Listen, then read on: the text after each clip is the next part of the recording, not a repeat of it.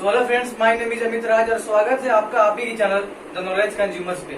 आइए देखते हैं जो आज कल लेक्चर उसमें क्या चीजें पढ़नी है। ठीक है, देखिए आप क्या लिखा हुआ SST क्लास 10 हिस्ट्री चैप्टर 3 जिसका क्या नाम है नेशनलिज्म इन इंडिया। देखिए हम लोग इससे पिछले वीडियो में जान चुके थे कि उसमें हम लोग क्या क्या चीजें पढ़नी है। आज से हम लोग अपना चैप्टर स्टार्ट करने जा रहे हैं। आइए समझते हैं जो आज हम लोग टॉपिक है उसमें हम लोग क्या क्या चीजें पढ़नी है। ठीक है, यहाँ क्या लिखा हुआ द फर्स्ट वर्ल्ड वॉर, खिलाफत एंड नॉन कोऑपरेशन। देखिए द फर्स्ट वर्ल्ड वॉर, खिलाफत एंड नॉन कोऑपरेशन। देखिए जो आपकी बुक है, जो अभी क्लास 10 की हिस्ट्री की बुक है, उसमें जो चैप्टर है क्या नाम है उसका नेशनलिज्म इन इंडिया।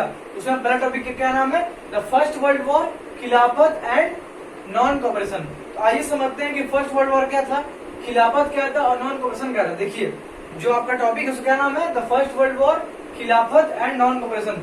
आइए समझते हैं कि इन तीनों चीजों में क्या क्या चीजें थी। देखिए तो जो आप लोग का टॉपिक इसमें क्या है कि जो आप लोग का एकदम फर्स्ट टॉपिक है इसमें आप लोगों को ज्यादातर बारे किसके बारे में दिया गया है तो वर्ल्ड वॉर के बारे में दिया गया है और वर्ल्ड वॉर के बारे में दिया गया। देखिए इन दोनों के बारे में नहीं दिया गया। जो आपका पहला टॉपिक है जिसका क्या नाम है द फर्स्ट वर्ल्ड वॉर, खिलाफत एंड नॉन कोऑपरेशन, उसमें आपको खिलाफत और नॉन कोऑपरेशन के बारे में नहीं दिया गया है। देखिए इसलिए नहीं दिया गया है कि आप लोग सही से कनेक्ट नहीं कर पाएंगे। देखिए जब हम इसको पढ़ लेंगे उसके बाद हम आगे बढ़ते जाएंगे, उसके बाद क्या आएगा खिलाफत आएगा और जब नॉन कोऑपरेशन मूवमेंट आएगा तो अच्छे से हम लोग कनेक्ट कर पाएंगे। इसलिए हम लोग अभी खिलाफत और नॉन कोऑपरेशन मूवमेंट नहीं पढ़ेंगे। ठीक है ना, सिर्फ हम लोग क्या पढ़ेंगे तो फर्स्ट वर्ल्ड वॉर के बारे में।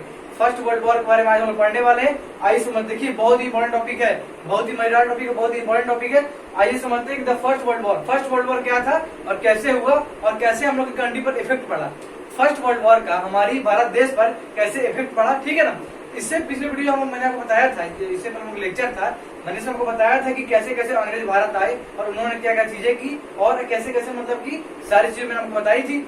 आइए समझते हैं कि जब फर्स्ट वर्ल्ड वॉर हुआ, देखिए जब फर्स्ट वर्ल्ड वॉर हुआ तो क्या हुआ कि बहुत सारी चीजें हुई। आइए समझते हैं कि क्या क्या चीजें हुई और उसने हमारे जो पहला विश्व युद्ध था उसने हमारे भारत देश पर कैसे प्रभाव डाला, कैसे इफेक्ट डाला हम लोग समझेंगे।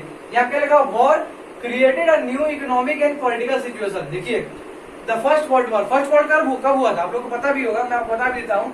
फर्स्ट वर्ल्ड वॉर कब हुआ था 1914 से 1918 के बीच में। देखिए जो पहला विश्व युद्ध था वो 1914 से लेकर 1918 के बीच में हुआ था, 4 साल चला था। देखिए जो फर्स्ट वर्ल्ड वॉर था ना वो कितने साल चला था तो 4 साल। ठीक है ना, आप लोग याद रखिएगा जो फर्स्ट वर्ल्ड वॉर था वो कितने साल चला था तो 4 साल, 1914 से लेके 1918 के बीच में, 1914 से 1918 के बीच। देखिए 4 सालों तक विश्व युद्ध चला था पहला वाला। ठीक है ना, द फर्स्ट वर्ल्ड वॉर था वो कितने साल चला था तो 4 साल। बहुत ही इंपॉर्टेंट क्वेश्चन है ये, 4 साल चला था और 1914 से लेकर 1918 के बीच में। ठीक है, देखिए आप क्या लिखा war created a new economic and political situation. देखिए मैं आपको बताता हूँ कि फर्स्ट वर्ल्ड वॉर में कौन कौन सी की पावर्स थी। देखिए एक पावर कौन थी एलाइज पावर और एक पावर थी सेंट्रल पावर। ठीक है ना, एक एलाइज पावर थी और एक सेंट्रल पावर थी, आप लोग याद रखिएगा। एक एलाइज पावर थी और एक सेंट्रल पावर थी, इतना समझ गए ना आप लोग। उसमें क्या हुआ कि एलाइज पावर जीत जाती है। ठीक है ना, देखिए जब फर्स्ट वर्ल्ड वॉर हुआ तो क्या हुआ कि जो अलग अलग देश थे वो एलाइज पावर और सेंट्रल पावर में बढ़ गए थे। एलाइज पावर, देखिए एलाइज पावर ALLIES, देखिए ALLIES ये एलाइज पावर था और ये सेंट्रल पावर था। दो गुटों में क्या हुआ कि देश बढ़ गए थे और दोनों देश आपस में लड़े। दोनों देश का मतलब कि दोनों देशों का समूह क्या लड़ा कि आपस में लड़ गए और क्या हुआ कि एलाइज जीत गए। एलाइज पावर थी वो क्या हुई कि जीत गई और सेंट्रल पावर हार गई। ठीक है ना, सेंट्रल पावर हार गई और एलाइज पावर जीत गई। ठीक है, तो आप लोग मैंने बता दिया कि कौन कौन से मतलब कि पावर्स के बीच में युद्ध हुआ था, एलाइज पावर और सेंट्रल पावर। ठीक है ना, आप लोग याद रखिएगा एलाइज पावर और सेंट्रल पावर। और कब से कब युद्ध हुआ था तो 1914 से 1918 के बीच में हुआ था, क्या समझ गए। यहाँ क्या लगा war created a new economic and political situation. देखिए कोई भी वॉर होता है उसमें क्या होता है बहुत सारा पैसा खर्च होता है, बहुत सारे लोगों की जान जाती है। ठीक है ना, ये तो आपको पता ही होगा। जब मान ली कभी वॉर होता है, कभी युद्ध होता है तो क्या होता है बहुत सारे लोगों की जान जाती है, बहुत सारे लोग शहीद होते हैं और बहुत सारे लोग क्या होते हैं कि मतलब मारे भी जाते हैं। और क्या होता है कि बहुत सारा पैसा भी खर्च होता है, बहुत सारे arms and ammunition. Arms and ammunition का मतलब ये होता है हथियार, गोला बारूद भी खर्च होते हैं। उसके लिए क्या चाहिए पैसा चाहिए, तो आप लोग कहाँ से खरीदेंगे। अगर पैसा नहीं रहता ब्रिटिश के पास तो कहाँ से खरीदते वो सब। तो उन्होंने क्या किया, देखिए आप लोग समझिएगा war created a new economic and political situation. देखिए जब फर्स्ट वर्ल्ड वॉर हुआ तो क्या हुआ कि उसने जब विश्व युद्ध हुआ तो हमारे देश पर क्या फर्क पड़ा, हमारे भारत देश पर विश्व युद्ध का क्या फर्क पड़ा ये समझते हैं। War created a new economic and political situation. देखिए जब विश्व युद्ध हुआ तो उसने क्या किया कि हमारे भारत देश पर एक अलग तरह का इकोनॉमिक और पॉलिटिकल सिचुएशन ला दिया। इकोनॉमिक एंड पॉलिटिकल सिचुएशन, अर्थव्यवस्था और राजनीतिक सिचुएशन ला दिया। देखिए war created new economic and political situation. जब पहला विश्व युद्ध हुआ उसने हमारे देश पर क्या फर्क डाला, तो इकोनॉमिक एंड पॉलिटिकल सिचुएशन बहुत सारे चेंजेस हुए, इकोनॉमिक और पॉलिटिकल चेंजेस बहुत सारे हुए। आइए समझते हैं हम क्या लिखो, इंक्रीज इन डिफेंस एक्सपेंडिचर। देखिए जब फर्स्ट वर्ल्ड वॉर हुआ तो क्या हुआ कि ब्रिटिश के पास पैसा था नहीं उतना, उसने क्या किया कि भारत देश के जो लोगों थे उन पर टैक्सेस को उन पे क्या करने लगे, कर्ज को बढ़ाने लगे, उन पे टैक्सेस को बढ़ाने लगे, ठीक है ना। देखिए ब्रिटिश के पास उतना पैसा था नहीं, और ब्रिटिश के अंडर में कौन सी कंट्री थी, भारत देश हम लोग का था। तो क्या हुआ कि जब ब्रिटिश से वर्ल्ड वॉर लड़ने लगे, जब ब्रिटेन वर्ल्ड वॉर लड़ रहा था, उसने क्या किया कि उसके पास पैसों की कमी आ गई और उसके पास लोगों की कमी आ गई। उसने क्या किया कि लोगों को जबरदस्ती अपने आर्मी भर्ती करने लगा। देखिए जो ब्रिटेन था उसने क्या किया कि उसके बाद लोगों की कमी हो गई, उसने क्या किया कि भारत देश से लोगों को जबरदस्ती भर्ती कराने लगा। और जबरदस्ती क्या करने लगा, मतलब कि टैक्सेस का मतलब होता है कि एक तरह का कर होता है, एक तरह का टैक्स होता है, एक तरह का जिसको ब्रिटिश गवर्नमेंट देना होता है। उसने क्या कर दिया, देखिए जब फर्स्ट वर्ल्ड हुआ ना तो क्या हुआ कि ब्रिटिश गवर्नमेंट थी उसने क्या किया कि टैक्सेस बढ़ा दिए।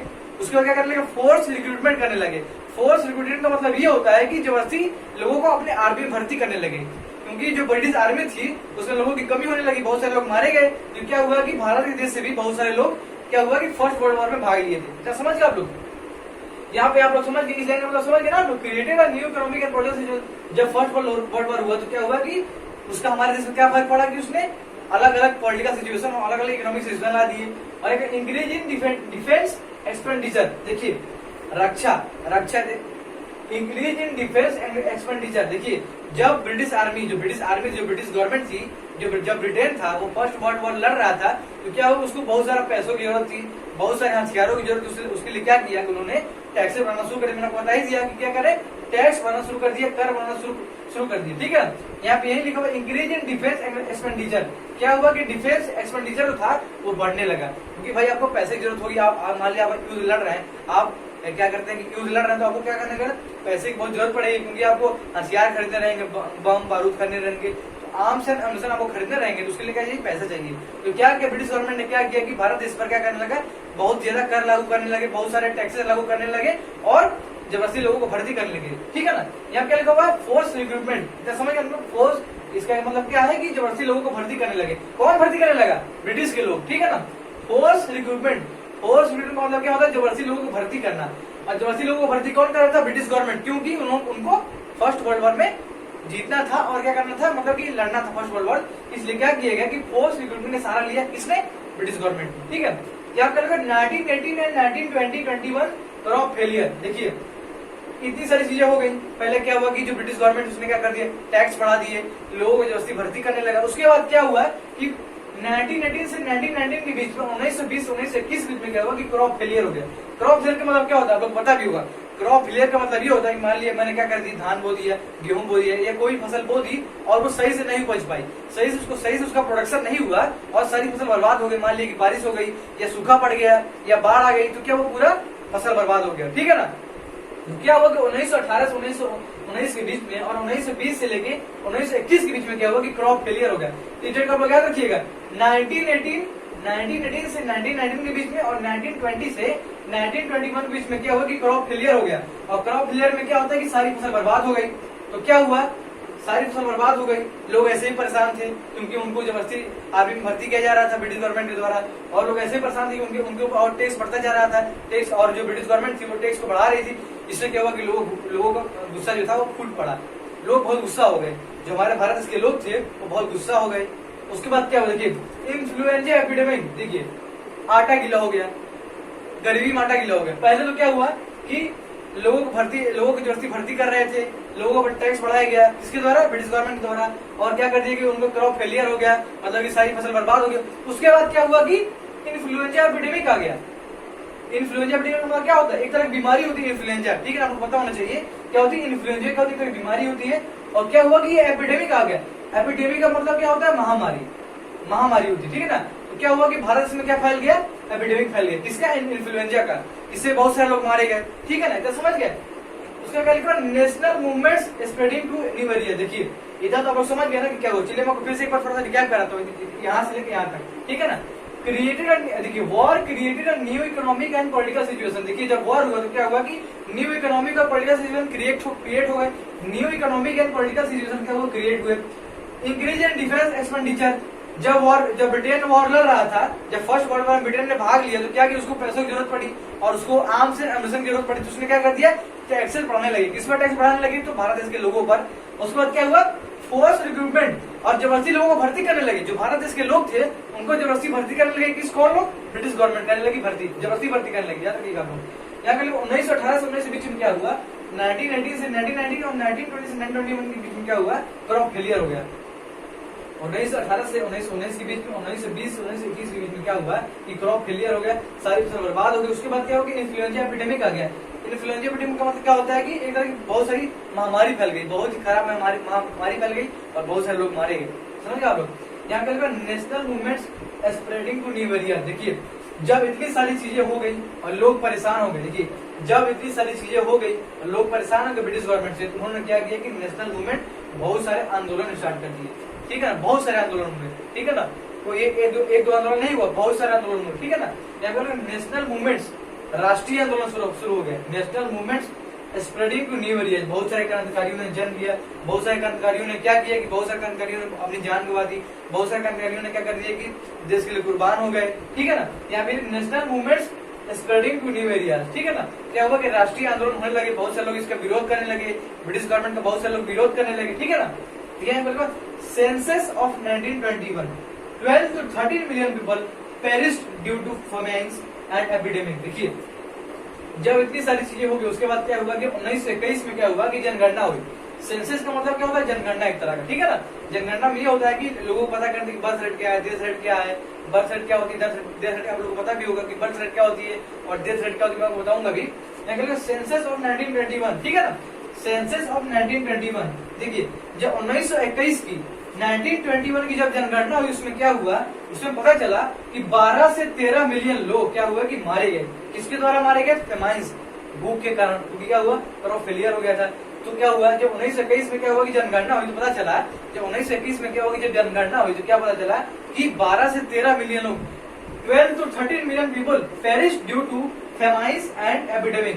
12 से 13 मिलियन लोग क्या हुए, मारे गए। किसके द्वारा मारे गए, तो एपिडेमिक के द्वारा, महामारी के द्वारा। और क्या हुआ कि फेमाइंस, फेमाइंस का मतलब क्या होता है, भूखमरी, भूखमरी के कारण लोग मर गए। और कुछ लोग जो लोग भूखमरी से बच गए वो तो क्या इन्फ्लुएंजा एपिडेमिक से मर गए, और जो लोग भूखमरी से मर गए वो तो मर ही गए थे। ठीक है ना, तो क्या हुआ, बहुत देखिए बहुत एक तरह से मतलब कि एक तरह से बहुत ही बुरी कंडीशन है हमारे भारत की।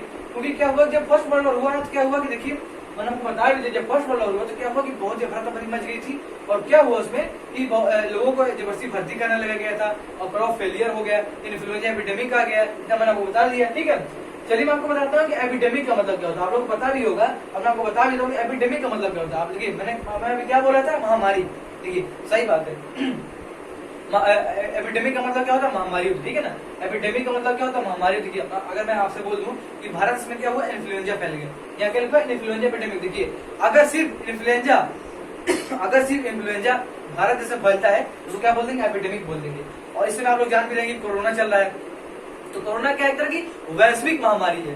देखिए जो कोरोना है वो क्या है कि वैश्विक महामारी है। और जो उस समय एपिडेमिक फैला था, जो उसमें इन्फ्लुएंजा एपिडेमिक फैला था, क्या थी कि सिर्फ महामारी थी, क्योंकि उसी भारत देश में फैली थी, इसलिए क्या उसका नाम दिया एपिडेमिक। देखिए एपिडेमिक का मतलब नहीं होता है कि सिर्फ आप लोग एक स्पेसिफिक रीजन में जो होता है उसको हम क्या बोल देते हैं, एपिडेमिक बोल देते हैं। और देखिए पैंडेमिक क्या होता है, एपिडेमिक और पैंडेमिक का अंतर है। देखिए एपिडेमिक क्या है, महामारी है, और पैंडेमिक क्या है। देखिए एपिडेमिक क्या है, महामारी है, तो पैंडेमिक क्या हो जाएगी, वैश्विक महामारी हो जाएगी, जो बहुत सारे देशों में, बहुत सारे कॉन्टिनेंट्स में फैल जाती है, उसको हम लोग क्या बोलते हैं, पैंडेमिक बोलते हैं। और इसमें पैंडेमिक क्या चल रहा है, कोरोना कोविड-19। ठीक है ना, इसमें पैंडेमिक कौन चल रहा है, कोरोना कोविड-19। ठीक है ना, तो एपिडेमिक और पैंडेमिक यही अंतर है। जो एपिडेमिक होता है वो क्या होता है कि सिर्फ एक देश में या एक स्पेसिफिक रीजन में फैलता है, और जो पैंडेमिक होता है वो बहुत सारे देशों को कवर कर लेता है, बहुत सारे देशों को अफेक्ट कर देता है, बहुत सारे कॉन्टिनेंट्स को अफेक्ट कर देता है। ठीक है ना, इतना समझ गए। तो आप लोग कैसे आप लोग वीडियो पसंद आया होगा, और आप लोग इस वीडियो को ज्यादा से ज्यादा लोगों को सब्सक्राइब करें और शेयर करें और अपने दोस्तों को भी शेयर करें। ठीक है ना, देखिए इस टॉपिक में सिर्फ इतना ही। तो आशा आप लोग को वीडियो पसंद आया होगा, तो आप लोग अच्छे से रिवाइज करिए। अगर आपको कोई भी डाउट होता है आप लोग कमेंट से पूछ सकते हैं, ठीक है ना। अगर आपको थोड़ा सा भी इसमें डाउट होता है तो आप लोग अगर मान लीजिए आप लोग पढ़ते हैं, आप लोग रिवाइज करिए, मैंने आपको पढ़ा दिया, उसके बाद आप लोग बुक से रिवाइज जरूर करा करिए। मैंने आपको पढ़ा दिया, उसके बाद अगर आप लोग बुक से रिवाइज करेंगे तो आपके मन में क्या होगा, क्वेश्चन उठेंगे, और क्वेश्चन उठने के बाद आप क्या करेंगे, आप लोग कमेंट सेक्शन में पूछ सकते हैं, ठीक है ना। आप लोग फ्री हैं, आप लोग कमेंट सेक्शन में आइए और पूछिए कोई भी क्वेश्चन, इस टॉपिक से रिलेटेड कोई भी क्वेश्चन आता है आप लोग कमेंट सेक्शन में पूछ सकते हैं, ठीक है ना। आप लोग उसको अच्छे से रिवाइज करिए, बुक से पढ़िए, अगर आपको कोई डाउट हो तो आप लोग कमेंट सेक्शन में पूछ सकते हैं, ठीक है ना। तो आशा आप लोग को वीडियो पसंद आया होगा। सो थैंक यू, मिलेंगे अगले वीडियो में, तब तक के लिए धन्यवाद।